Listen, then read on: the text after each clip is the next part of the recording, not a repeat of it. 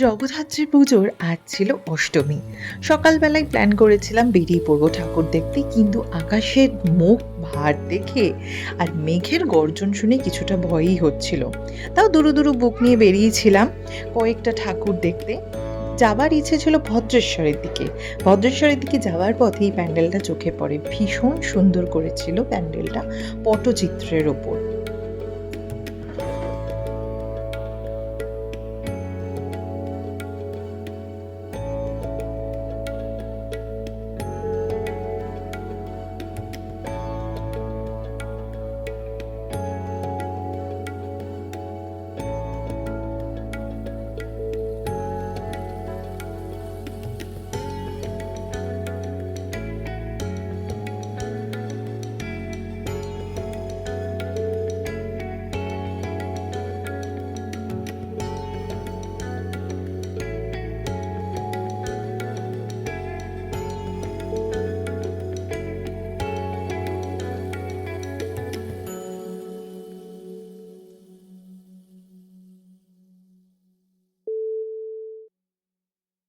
এই প্যান্ডেলটা দেখে আমরা ভদ্রেশ্বরের দিকে এগোতে যাব, এমন সময় দেখি আকাশ ঘন কালো মেঘে ছেয়ে গেছে।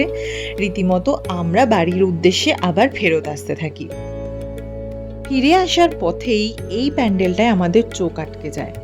এই প্যান্ডেলটা হয়েছে এই বছরের সেরা প্যান্ডেল, মানকুণ্ডু সার্কাস মাঠে। প্যান্ডেলটা থেকে জাস্ট চোখ ফেরানো যাচ্ছে না, এত সুন্দর কারিগরি,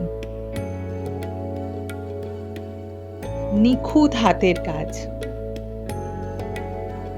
আমরা দেখে রীতিমতো অবাক হয়ে গেছি যে এত সুন্দর কি করে করতে পারে।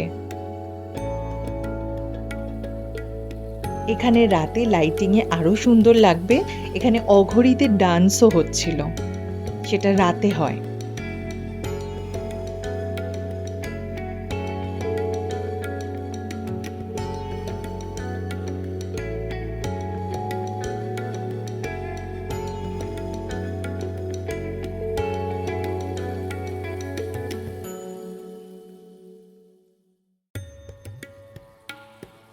প্যান্ডেল তো সুন্দর হয়েই ছিল, আর প্রতিমাখানা আহ অসাধারণ, চোখ ফেরানো যাচ্ছিল না মায়ের থেকে।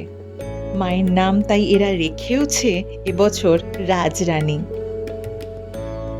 এরপরে ফেরবার পথে এত জ্যাম লেগে গিয়েছিল, এই রানী মাকে দর্শন করার খুব ইচ্ছে ছিল, কিন্তু জ্যামেতে দাঁড়ানো যাচ্ছিল না। তাই অগত্যা ওখান থেকে গাড়িতে বসেই আমি ভিডিওটা করেছিলাম। দেখে নাও চন্দননগরের রানী মা।